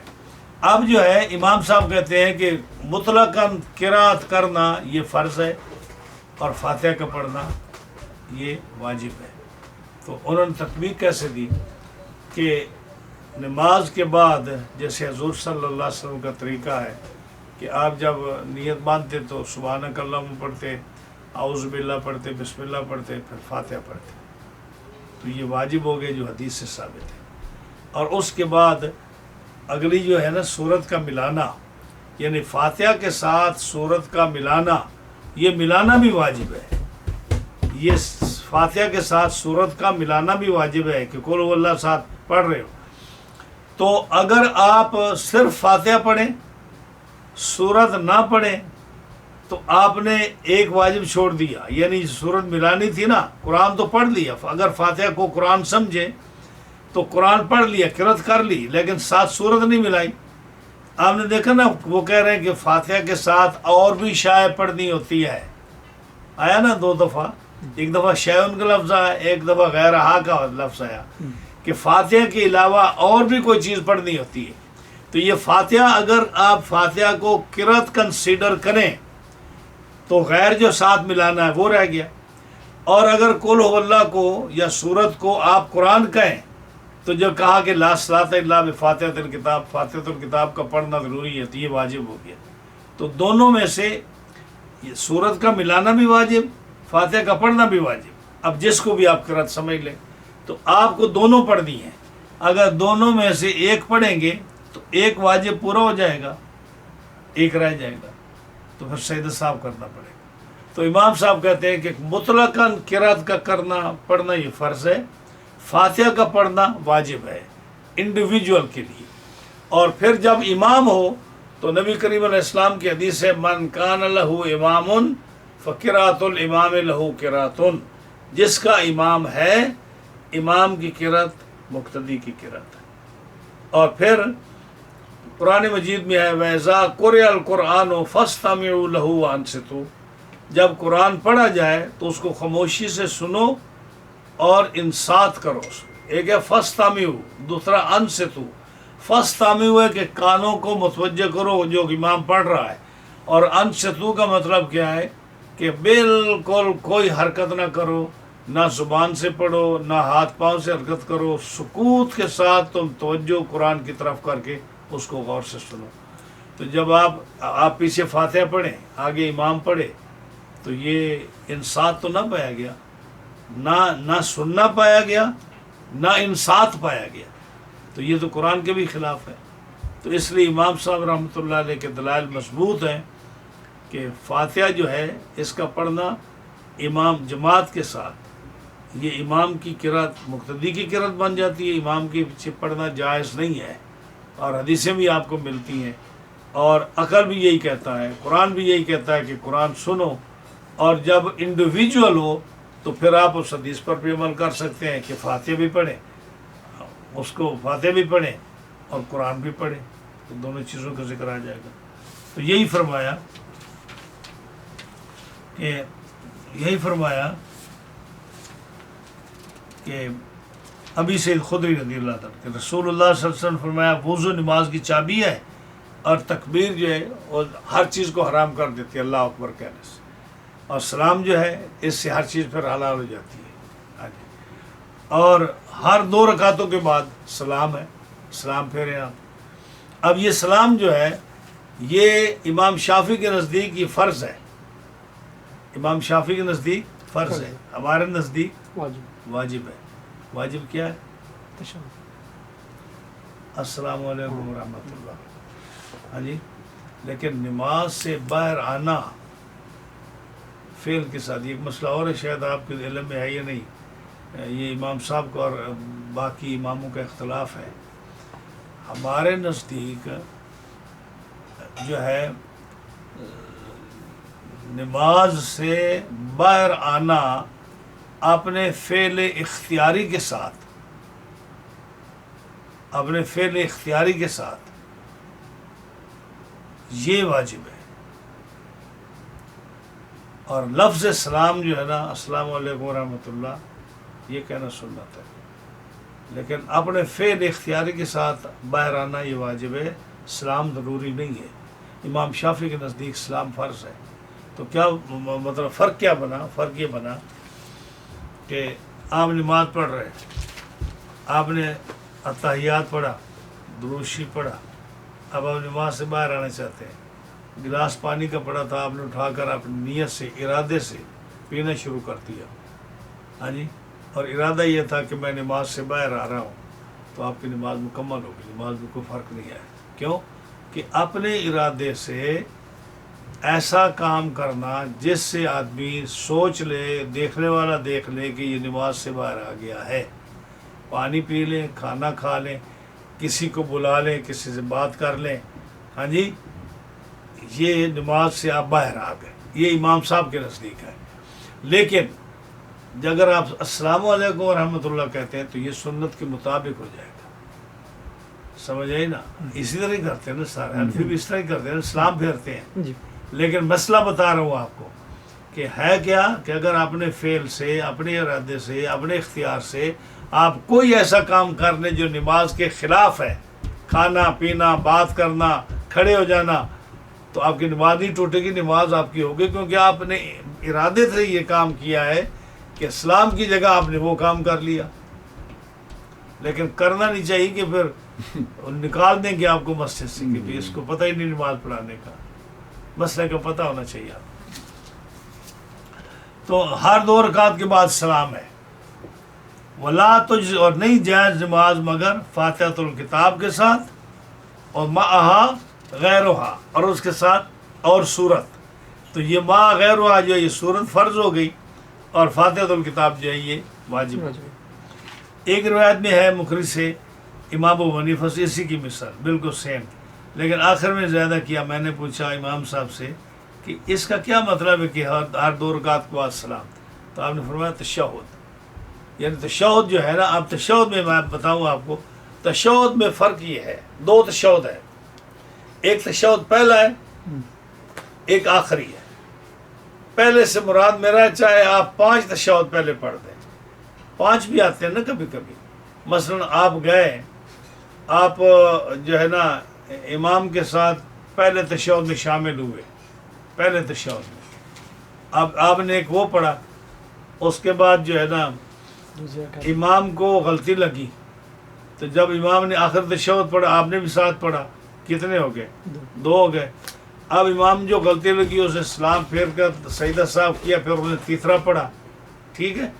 اس کے بعد آپ کھڑے ہو گئے، اور جب آپ کھڑے ہوئے تو آپ کو غلطی لگی، پھر آپ نے اس کے بعد آپ نے پھر تشہد میں آپ نے سجدہ صاحب کرنا ہے گا. ہاں جی. تو اسی طرح کر کے نا یہ کئی تشہد بن جاتے ہیں. تو اس میں آپ کو ایک مسئلہ بتاؤں. ایک بات تو یہ ہے کہ جب آپ امام کے ساتھ شامل ہوں نا تشہد میں، مولانا آپ بھی سن لیں، یہ یاد رکھیں مسئلہ. جب آپ تشہد میں ہم نے اکثر لوگوں کو دیکھا جو جاتے ہیں نا تو جا کر امام بیٹھا ہے، آپ جا کر بیٹھے، امام کھڑا ہو گیا، آپ بھی ساتھ کھڑے ہو جاتے ہیں. آپ کھڑے نہیں ہو سکتے. تشہد پورا عبدہ و رسول تک پڑھنے کے بعد آپ کھڑے ہو. کوئی نہیں کھڑا ہوتا، کوئی پڑھتا نہیں کوئی بھی. اگر وہ ٹائم مل گیا تو شاید پڑھ لے، لیکن اگر امام فوراً کھڑا ہو گیا تو لوگ کھڑے ہو جاتے ہیں. لیکن جب آپ تشہد میں بیٹھے ہیں تو آپ پورا تشہد پڑھیں، اس کے بعد آپ کھڑے ہو. ایک بات. دوسری بات یہ ہے کہ جب آپ نے امام کے ساتھ تشہد پڑھا تو پہلا تشہد چاہے ایک ہو، دو ہوں، تین ہوں، چار ہوں، یہ سارے کیا ہے؟ واجب ہے. یعنی یہ بیٹھنا واجب ہے، بیٹھنا واجب ہے، پڑھنا سنت ہے. اگر آپ بیٹھے رہے پہلے تحیات اور پڑھا نہیں، چاہے آپ اکیلے پڑھ رہے ہیں یا امام کے ساتھ ہیں، آپ بیٹھ گئے، ہاں جی، تو اگر آپ نے پڑھا نہیں، بیٹھے رہے، آپ پر کوئی سجدہ صاحب نہیں ہے. لیکن اگر آپ نہیں بیٹھے، امام نہیں بیٹھا پہلا تحیات، یا آپ بھی نہیں بیٹھے پہلا تحیات، انڈیویجول جب ہیں اکیلے پڑھ رہے ہیں، تو آپ کا کیا ہوگا؟ سجدہ صاحب ہوگا، کیونکہ آپ نے واجب چھوڑ دیا. ٹھیک ہے، سمجھ آ گئی آپ کو. دوسرا جو آخری اتحیات ہے، آخری اتحیات وہ ہوتا ہے جو جہاں آپ نے سلام پھیرنا ہے، اور رائٹ سلام پھیرنا ہے، غلط سلام نہیں پھیرنا، رائٹ سلام پھیرنا ہے. رائٹ سلام کا یہ مطلب ہے کہ آپ نے 4 رکعت کی نیت کی، ہاں جی، 4 رکعت کے بعد آپ بیٹھے نہیں. ہاں جی، آپ کو چاہیے تھا کہ 4 رکعت کے بعد آپ بیٹھیں، لیکن آپ نہیں بیٹھے، تو یہ رائٹ سلام نہ ہوا. رائٹ سلام تب ہے جب آپ جو ہے جو آپ کو بیٹھنا چاہیے تھا وہاں آپ بیٹھتے، یہ رائٹ سلام ہے. اگر آپ نہیں بیٹھے، جو 4 کے بعد فرض تھا، آپ کھڑے ہو گئے، اب اگر آپ نے 5ویں رکعت ملا لی تو آپ کی 5 ساری ضائع گئی. کیوں؟ کہ آپ کا فرض جو تھا وہ آپ نے چھوڑ دیا. میری سمجھ ہے آپ کی بات؟ تو 4 کے بعد یا 3 کے بعد جتنی رکعتوں کے بعد آپ نے سلام پھیرنا ہے، میک شور کہ اس رکعت کے بعد آپ کا بیٹھنا لازمی ہے. اگر امام بھی بھول گیا ہے اور وہ کھڑا ہو گیا ہے اور وہ رکوع سے پہلے نہیں بیٹھا، واپس نہیں آیا، اور اس نے 1 رکعت زیادہ پڑھ لی، آخری اتحیات نہیں پڑھا، تو امام کی نماز بھی نہیں ہوئی، کسی کی نماز نہیں ہوئی. یہ مسئلہ یاد رکھیے. اچھا، جب آخری اتحیات میں آپ بیٹھے، اب یہ بیٹھنا فرض ہے. کتنی دیر؟ جتنی دیر آپ اتحیات عبدہ و رسول تک پڑھ لیتے ہیں، اتنی دیر بیٹھنا فرض ہے آخری. اور پہلا اتحیات اتنی دیر، جن دیر میں اتحیات سے لے کر عبدہ و رسول تک پڑھ دیتے، اتنی دیر بیٹھنا واجب ہے. پہلے اتحیات میں بیٹھنا واجب، پڑھنا سنت. دوسرے میں بیٹھنا فرض، پڑھنا واجب. سمجھ آئی نہیں؟ تو اب یہ جو ہے نا، آپ اتحیات جب مکمل کریں، اس کے بعد جو ہے اب سلام پھیرنا ہے، اور درود شریف جو ہے، وہ درود شریف جو ہے اس کو جو درود ابراہیمی ہے اس کا پڑھنا ہے. اس کے بعد دعا آتی ہے. دعا میں ایک اور مسئلہ ہے. یہاں دعا میں جو یہاں امریکن لوگ جن کے ماں باپ مسلمان نہیں ہیں، ان کو رب جعلنی نہیں پڑھنی چاہیے. یہ جو لوگ جن کے ماں باپ مسلمان نہیں ہیں وہ رب جعلنی نہیں پڑھ سکتے، کیونکہ اس میں دعا ربنا اغفر لی ولوالدی، اے اللہ مجھے بخش دے، میرے ماں باپ کو بخش دے. ماں باپ جو ہے وہ عیسائی، یہودی، ہندو مرے ہیں، تو کیسے ان کے لیے دعا مانگ سکتے؟ تو اس کے لیے وہ دعا نہیں ہے. تو یا تو وہ دعا مانگے ہی نہیں، سلام پھیر دیں درود شریف کے بعد، پورا درود جو ہے ابراہیمی پڑھنے کے بعد سلام پھیر دیں. اور اگر دعا مانگنی ہے تو دعائے معصورہ دعا کا مطلب ہوتا ہے سنت دعا جو حدیث سے ثابت ہے، قرآن سے ثابت ہے. آپ ربنا آتنا فی الدنیا حسنتاً یہ پڑھ سکتے ہو، ربنا ہب لنا من ازواجنا پڑھ سکتے ہو، ربنا اتمم لنا نورنا یہ پڑھ سکتے ہو، یا اور دعائیں جو ہیں جو سنت ہیں معصورہ جو حضور سے ثابت ہیں، قرآن سے ثابت ہیں، وہ پڑھ سکتے ہو. ہاں جی. اور اس کے بعد جو ہے آپ سلام حنفیوں کے نزدیک دونوں طرف، اور امام مالک کے نزدیک پتہ نا ایسے کر کے تو پھر سیدھی ہو جائے ایک طرف. تو یہ جو ہے نا، اور کوئی سوال آپ کے ذہن میں؟ اچھا، 2 رکعتوں کے بعد سلام. ایک پھر یہ میں نے مسئلہ بتا دیا آپ کو کہ 2 رکعتوں کے بعد کی اصل نماز جو فرض ہوئی تھی وہ کتنی تھی؟ 2 رکعتیں. اس کے بعد سفر میں 4 ہو گئی جی، مغرب میں 3 ہو گئی، لیکن اصل 2 ہی تھی، اس لیے 2 کے بعد سلام کا. یا اس کا مطلب یہ ہے کہ یہ نفل کا حکم ہے کہ نفلی نمازوں کے بعد ہر 2 نفل کے بعد سلام پھیرنا پڑتا ہے. اگر سلام نہ پھیریں تو پھر بھی آخر تک تحیات پڑھنا پڑتا ہے. اور اس کے ساتھ ایک اور بات میں آپ کو بتا دوں، میرے ذہن میں آ گئی. آپ بھی علماء کے پاس پڑھتے سنتے رہتے ہیں، لیکن ہمارے درس بھی آپ مولانا یاد رکھیں گے. جمعے کے دن آپ جو نماز پڑھتے ہیں، ہاں جی، جمعے سے پہلے 4 سنتیں پڑھتے ہیں. جمعے کے بعد آپ کتنی سنتیں پڑھتے ہیں؟ 4 سنتیں اور 2 سنتیں پڑھتے ہیں. جو پچھلی 4 سنتیں ہیں نا، ان میں پہلا تحیات آخر سلام تک پڑھنا ہے، اور اس کے بعد کھڑے ہو کر سبحانک اللہم پڑھنا ہے.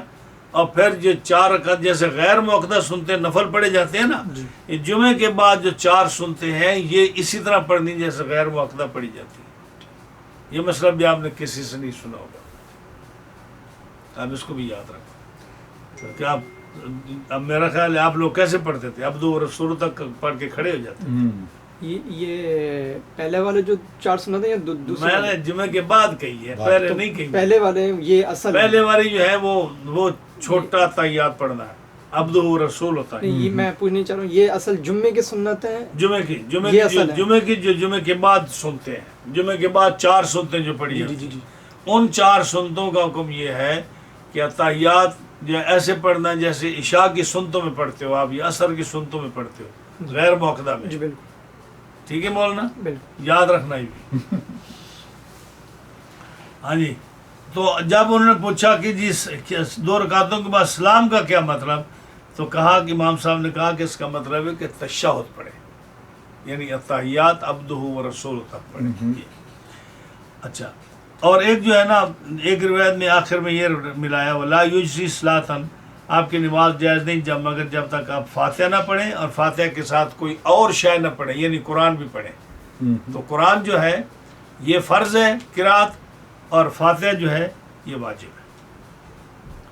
جی اگلی. ابو حنیفہ رضی اللہ تعالی عنہ عن عطاء ابن ابی رباح عن ابی ہریرہ رضی اللہ تعالی عنہ قال نادى منادی رسول اللہ صلی اللہ علیہ وسلم بالمدینة لا صلاة الا بقراءة ولو بفاتحة الكتاب. ہاں جی، دیکھنا یہ بھی آیا نا، عطاء بن ابی رباح یہ امام صاحب کے استاد ہیں، وہ جو پیرالائز تھے. عطاء بن ابی رباح وہ حضرت ابو ہریرہ سے روایت کرتے ہیں کہ فرمایا نبی کریم علیہ الصلوۃ والسلام نے فرمایا کہ ہاں آپ نے کسی کے ذمہ لگایا کہ باہر جا کے آواز دو، یعنی ندا کرو، اعلان کرو. تو فرماتے ابو ہریرہ فرماتے ہیں کہ نادا منادی رسول اللہ صلی اللہ علیہ وسلم بالمدینہ تھے، ایک آدمی جو ہے اناؤنس کر رہا تھا مدینہ طیبہ میں، کیا یعنی مدینہ طیبہ میں باہر اعلان کر رہا تھا لوگوں میں، بازار میں، گلیوں میں، کیا لا صلاۃ الا بقراءۃ ولو بفاتحۃ الکتاب، کہ نماز بغیر قرات کے نہیں ہوتی چاہے فاتحۃ الکتاب ہی کیوں نہ پڑھو. تو اس کا مطلب یہ ہوا کہ فاتحۃ الکتاب اگر قرآن سمجھو تو قرات ہو گئی، اور اگر حدیث سمجھو تو پھر بھی قرات بھی ہوگی اور فاتحہ بھی ہوگی. تو یعنی فاتحہ جو ہے اس کا پڑھنا انتہائی ضروری ہے، اس لیے فرمایا کہ نماز میں قرات ضرور پڑھو. چاہے تم اس کو فاتحۃ الکتاب بھی پڑھو. اب دیکھو اس میں حشی میں یہ بھی لکھا ہے کہ ثم اقرأ ما تیسر معک من القرآن فاقرؤوا ما تیسر من القرآن، یعنی یہ آ گیا، واجب آ گیا. اور تیسرا لکھا کہ من صلی صلاۃ لم یقرأ فیہا بأم القرآن فہی خداج غیر تمام. خداج کا معنی کیا؟ غیر تمام، کہ جو آدمی فاتح نہیں پڑھتا اس کی نماز مکمل نہیں ہو، تو جاتی ہے مکمل نہیں. اگلے صفحے پر دیکھیے، آپ نے 3 مثالیں دی جو میں پہلے آپ کو ذکر رہا تھا. آپ نے فرمایا حدیث پاک ہے لا صلاۃ لجار المسجد الا فی المسجد، جو مسجد کے پڑوس میں رہتا ہے اس کی نماز نہیں ہوتی جب تک کہ وہ مسجد میں نماز نہ پڑھے. دوسری حدیث لا صلاۃ للعبد العابد حتیٰ یرجع، جو غلام اپنے مالک سے بھاگ جائے اور وہ نماز پڑھے اس کی نماز نہیں ہوتی جب تک کہ واپس مالک کے پاس نہ آ جائے. تیسری بات ولا وضوء لمن لم یسمع، اس کا وضو ہی نہیں ہے جس نے بسم اللہ نہیں پڑھی. آپ وضو کرتے ہیں نا، بسم اللہ نہیں پڑھی آپ کا وضو نہیں ہے. ہاں جی، تو اس کا کیا مطلب ہے؟ یہ تینوں کا مطلب یہ ہے کہ اگر ایک آدمی مسجد کے دیوار کے ساتھ اس کے گھر کی دیوار ملی ہے تو اس کی نماز تو ہو جائے گی، لیکن اس کو وہ ثواب نہیں ملے گا جو اس کو، جیسے آپ دور رہتے ہیں، ایکسکیوز نہیں ہے آپ کے لیے. ہاں جی، یعنی آپ کے لیے وہاں جانا کوئی ضروری نہیں ہے کہ آپ نہیں جا سکتے، دور رہتے ہیں. آپ کی نماز اور اس کی نماز میں فرق ہے. اس کی نماز کامل نہیں ہوگی گھر میں، آپ کی ہو جائے گی کیونکہ آپ دور رہتے ہیں. یہ مطلب ہے. یا جو آدمی مالک کا غلام بھاگ گیا اس کو اس کی نماز کا ثواب پورا نہیں ملے گا. نماز تو ہو جائے گی، پورا ثواب نہیں ملے گا جب تک وہ واپس لوٹتا ہے. اسی طرح جو آدمی وضو کرے بسم اللہ نہ پڑھے اس کو وضو اس کا ہو جائے گا لیکن وضو کا ثواب نہیں ملے گا. لا وضوء لمن لم یذکر اسم اللہ، جو وضو کرے بسم اللہ نہ پڑھے اس کو وضو کا ثواب نہیں ملے گا، وضو تو اس کا ہو جائے گا. جیسے یہاں فرمایا نا لا کا لفظ آیا ہے، لا نفی جنس کے لیے کہ وہ نماز ہوتی ہی نہیں ہے، اس کا مطلب یہ کہ کامل نہیں ہوتی، ناقص ہو جائے گی. اسی طرح وہاں جو آیا نا کہ جو فاتحہ نہ پڑھے اس کی نماز نہیں ہوتی، تو کیا مطلب ہے؟ کامل نہیں ہوتی، نماز اس کی ہو جائے گی، ناقص ہوگی جو فاتحہ نہیں پڑھتا. تو اس کے بعد اس کو جو ہے سجدہ صاحب کر لے تو اس کی نماز واجب چھوڑا ہے، سجدہ صاحب کرنے سے نماز ہو جائے گی. تو یہ واجب ہے فاتحہ کا پڑھنا، فرض نہیں ہے. ایک حدیث اور پڑھ لیں تو پھر 100 پوری ہو جائے گی. ابو حنیفة رضی اللہ تعالی عنہ عن حماد عن انس رضی اللہ تعالی عنہ قال كان النبي صلی اللہ علیہ وسلم و ابو بکر و عمر لا يجهرون ببسم اللہ الرحمن الرحیم. ہاں جی، 100 نمبر حدیث. یہ بھی ہے نا، یہ بھی ایک مارکت الآراء مسئلہ ہے، یہ بھی آپ کو پتہ چلے گا. اس کا بھی کیا کہتے ہیں کہ نبی کریم حضرت انس سے روایت ہے کہ نبی کریم علیہ السلام نے جو تھے ان کا طریقہ کار کیا تھا. حضرت انس کہتے ہیں 10 سال حضور کے پاس رہے نا، خدمت کرتے رہے حضرت انس، تو بڑا چانس ملا نمازیں پڑھنے کا. کہتے ہیں کہ نبی کریم علیہ السلام اور ابو بکر اور عمر جب نماز پڑھتے تھے یا پڑھاتے تھے تو لا یجہرون، جب فاتحہ پڑھتے تو بسم اللہ بلند آواز سے نہیں پڑھتے تھے. لا یجہرون بسم اللہ الرحمن الرحیم، بسم اللہ بلند آواز سے نہیں پڑھتے تھے. اب یہ مسئلہ بھی بڑا مارکۃ الآراء ہے. وہ کیسے؟ آپ اکثر جب جائیں گے نا عرب لوگوں کی مسجدوں میں، عربی کی مسجد میں جائیں گے نا تو آپ دیکھیں گے کہ جب وہ نماز پڑھاتے ہیں نا تو وہ فاتحہ کے ساتھ بسم اللہ الرحمن الرحیم پڑھیں گے بلند آواز سے، پھر فاتحہ پڑھیں گے. آگے جب سورت پڑھیں گے نا تو وہ بسم اللہ بلند آواز سے پڑھیں گے، پھر سورت پڑھیں گے. اگر آپ کو چانس ہوا یا نہیں ہوا. کچھ مسجدوں میں وہ فاتحہ پڑھیں گے الحمد کے ساتھ، بسم اللہ نہیں پڑھیں گے، لیکن اگلی سورت جب پڑھیں گے نا قل هو اللہ یا قل یا ایھا الکافرون، وہاں بسم اللہ پڑھیں گے.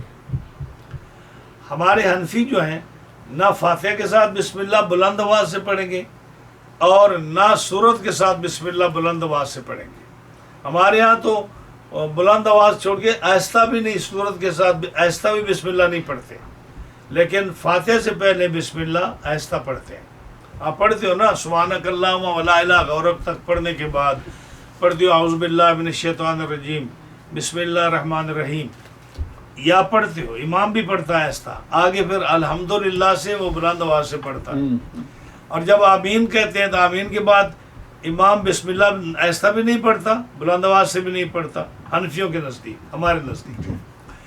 عربی جو ہے یہ کیا کرتے ہیں کہ کچھ لوگ تو فاتحہ سے پہلے بھی بلند آواز سے پڑھتے ہیں بسم اللہ، اور اگلی سورت جو ہے نا آمین کے بعد وہاں بھی بسم اللہ بلند آواز سے پڑھتے ہیں اور سورت پڑھتے ہیں، اور کچھ لوگ نہیں پڑھتے۔ وجہ کیا ہے؟ اب اس کی میں وجہ آپ کو بتاتا ہوں۔ امام شافعی رحمۃ اللہ علیہ کے نزدیک بسم اللہ جو ہے یہ ہر سورت کی جز ہے، بسم اللہ جو ہے ہر سورت کی جز ہے، اس لیے آپ دیکھتے ہو کہ ہر جو ہے نا سورت کے ساتھ بسم اللہ لکھی ہوئی ہے۔ ہاں جی، حنفیوں کے نزدیک، امام ابو حنیفہ کے نزدیک بسم اللہ قرآن کی جز ہے، ہر سورت کی جز نہیں۔ اسی لیے جب امام تراویح پڑھاتا ہے تو سال میں ایک دفعہ پورے قرآن میں وہ کسی سورت کے ساتھ بھی بسم اللہ بلند آواز سے پڑھتا ہے، ادروائز وہ کوئی کسی سورت کے ساتھ بسم اللہ نہیں پڑھتا۔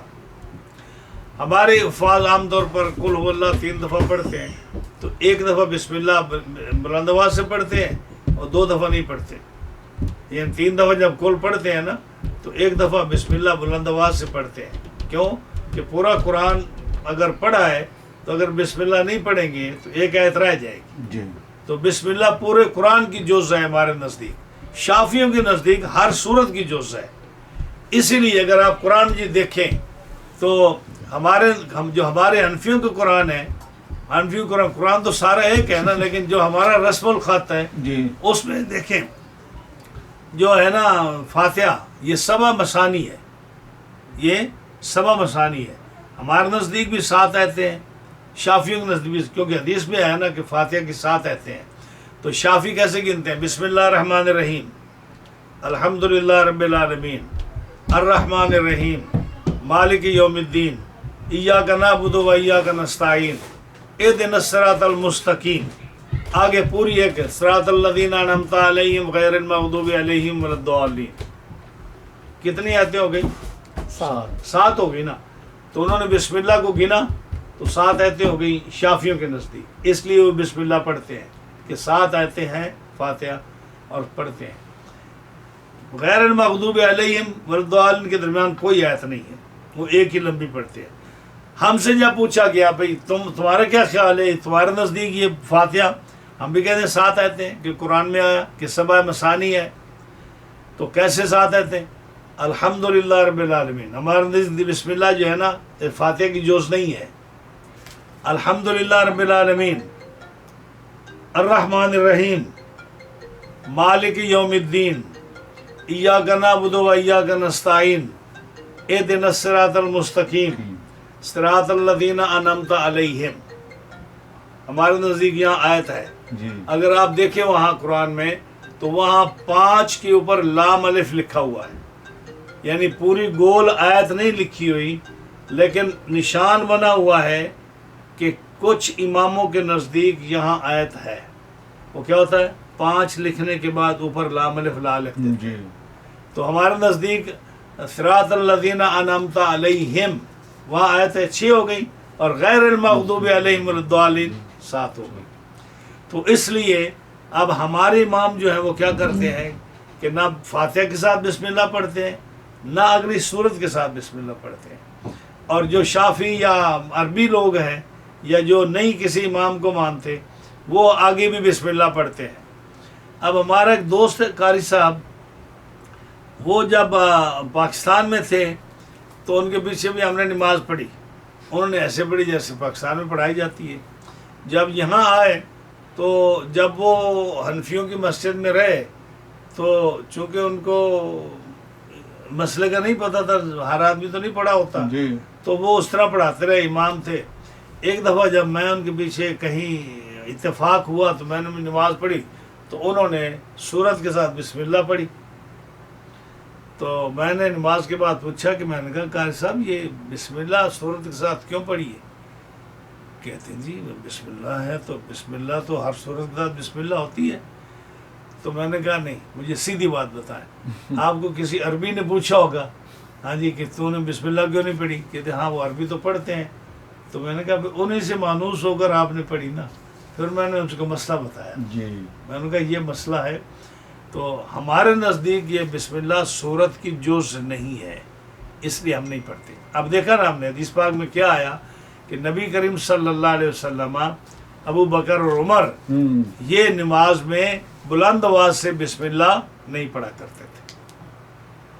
تو یہ احناف کے نزدیک یہ بسم اللہ قرآن کی جز ہے، یہ فاتحہ کی یا کسی صورت کی جز نہیں ہے. باقی رہا کہ پھر ہمارے قرآنوں میں بسم اللہ کیوں لکھی؟ یہ فرق کرنے کے لیے کہ ایک صورت ختم ہو گئی ہے دوسری شروع ہو گئی. تو یہ آیت قرآن صورتوں کی جز نہیں ہے، صرف فرق بیان کرنے کے لیے کہ یہاں صورت ختم ہو گئی اور اگلی صورت شروع ہو رہی.